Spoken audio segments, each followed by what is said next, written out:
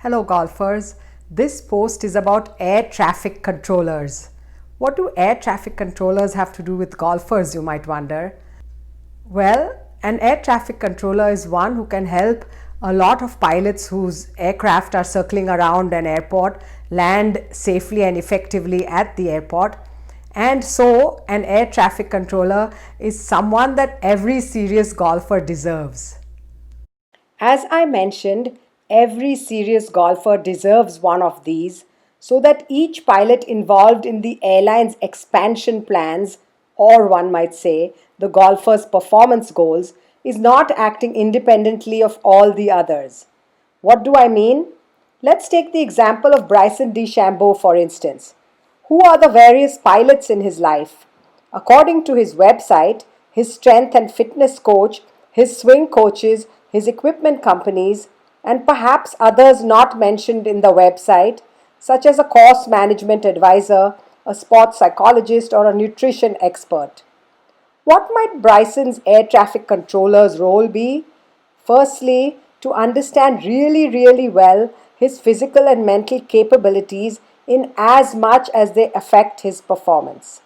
For instance, his typical golf related aches and pains, his sleep cycles, his thought while on the golf course, his personality type that might help to explain his on course thought processes, especially when under pressure.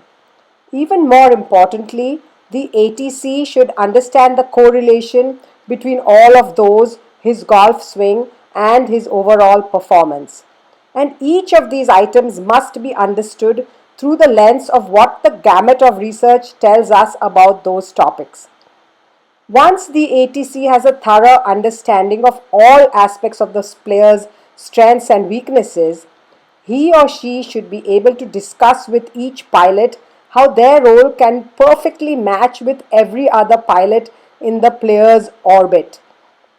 No pilot, not even the owner of the airline, that is, the golfer himself, should make unilateral decisions within such a scenario because the option for collision or for not landing at the correct airport both become real.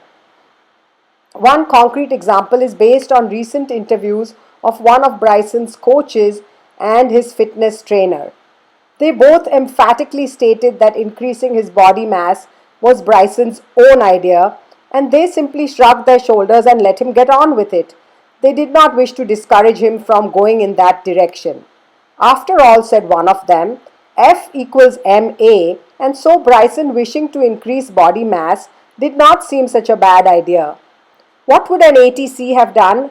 Been concerned about the trade-off between the effect of added body weight contributing to loads on the joints, the increased effort and energy required to drag the heavier golfer over several miles of golf course per round, the effects to the heart and other organs, all on the one hand, and the addition to club speed on the other. Moreover, the ATC would do a thorough research of how the concept of F equals MA actually applies to increase in ball speed. Because while F does indeed equal MA, further research on the topic indicates that an increase of 10% in body mass can contribute to about a 4% gain in the speed of the implement. Please note that the mass in question is not whole body mass but only muscle mass. Note also that implement speed does not directly convert to ball speed because it is not the only requirement for ball speed.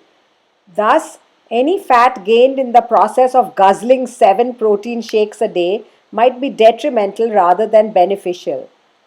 Further questions the ATC would ask: what the nutrient value of the shakes and the rest of the diet are. Are there adequate vitamins and minerals in the diet based on a nutrient analysis of the individual? What do the shakes contain and are they highly processed? How does caloric intake match output and how can only muscle mass be added on without fat mass?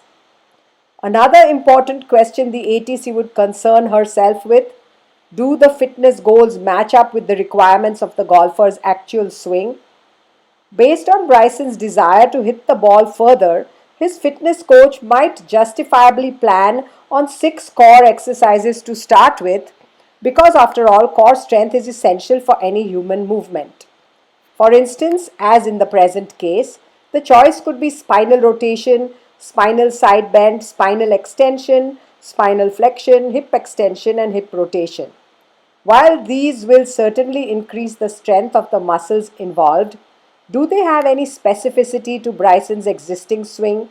Do they have specificity to what his swing could be to avoid the two-way miss that he so hates to have?